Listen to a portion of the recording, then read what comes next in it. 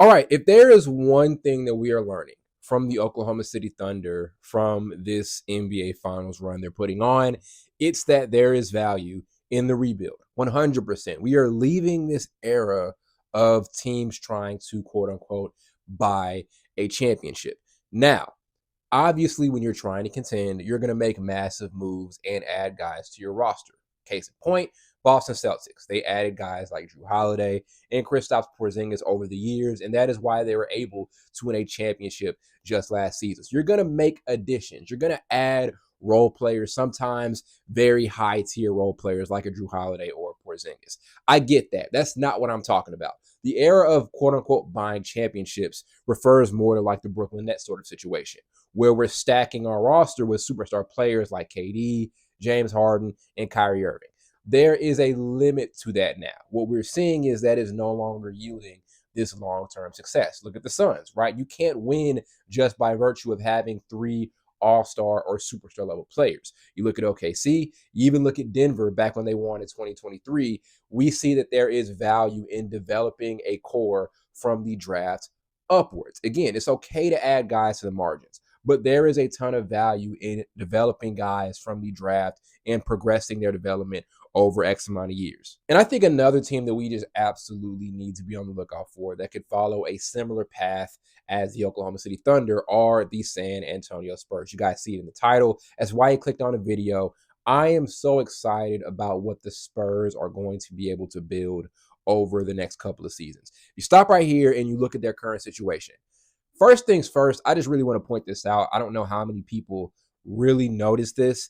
They have the last two Rookie of the Years.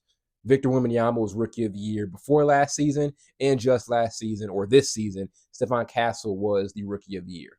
Both guys were extremely impressive. These weren't Rookie of the Year awards where I'm watching them win it and wondering if they can carry this long term. I legitimately think Stephon Castle has a ridiculous level of upside as a future potential top 15, maybe top 10 player in the league. And obviously with Wembanyama, he has potential and upside to be the number one player in all of basketball and potentially one of the greatest basketball players of all time, period. So let's just step back and realize that. That's what they already have right now.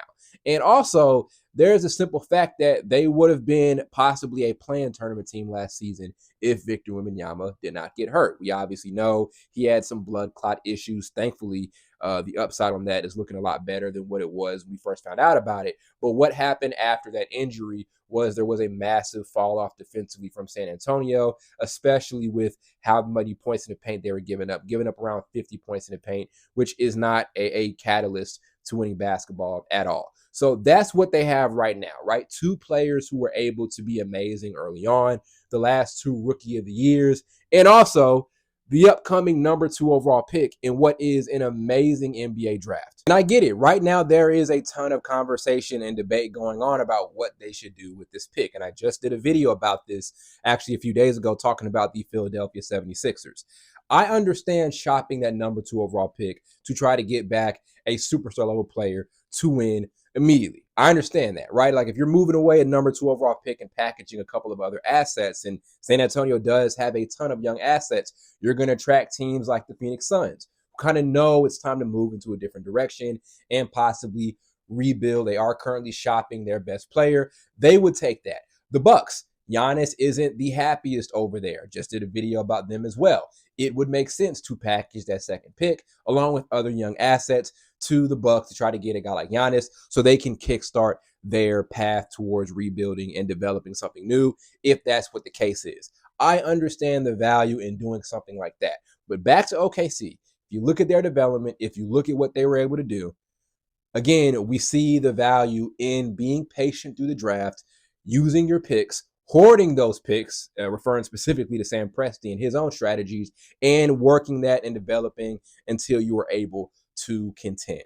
And I think that's the path that the Spurs should go on. If you're picking Dylan Harper at 2, he's 18 years old. You're going to get a ton of years out of him, right? And I think he fits within their scheme. He's going to learn a lot from who they already have over there. I think there are some questions about, for one, there are some fit questions you have to worry about. De'Aaron Fox being there and Stephon Castle. Right now, that backcourt and the perimeter as a whole is pretty clogged up. But again, you see that value in getting the best guy available working that, maybe finding a new role for him in that offense that optimizes the team as a whole and working them to be a contender down the road. And I think that's something that the Spurs can be pretty quickly. Let's think about the talent level if they do have that number 2 overall pick and they do decide to pick Dylan Harper. You've got Harper, you got Stephon Castle, you have De'Aaron Fox, right, who's not super old. He's 28 years old, so he still somewhat fits what they're trying to do. Victor Wembanyama is on the roster. Devin Vassell, Keldon Johnson, who could be eligible for a bit of an extension this summer. That's what you're working with. I think that's something you can really work with and build moving forward. Now, there is going to be some debate about who they should take at number 2 overall if they do hold on to that pick. There are questions about Dylan Harper. I know he's projected number 2, and he may be the second best player available in this draft, but you wonder about the fit between him, De'Aaron Fox, and Stephon Castle, and what is a pretty crowded perimeter already right now for San Antonio. You can't forget about Devin Vassell, Keldon Johnson, if they decide to invest in him and bring him back for another year. So you do have that to worry about. So there is some conversation and debate about who they should get at number 2. But the point I'm trying to make is this. If there is any team primed to do the exact same thing that the OKC Thunder just did by getting to the finals while having the youngest roster in all of basketball, it would be the Spurs 100%. And I think they have the potential to establish a dynasty with what they have, if that's the path they end up taking. If there's any team right now with the upside to become the NBA's next dynasty, I would say number 1, the OKC Thunder, given that they are very young and they're already at the level they're at right now.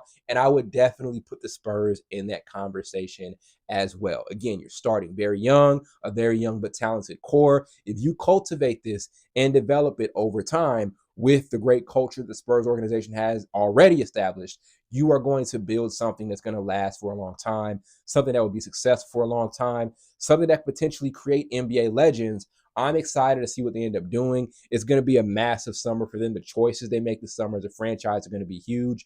But let's see if they can become that next young group to take over the entire league like OKC has done so far.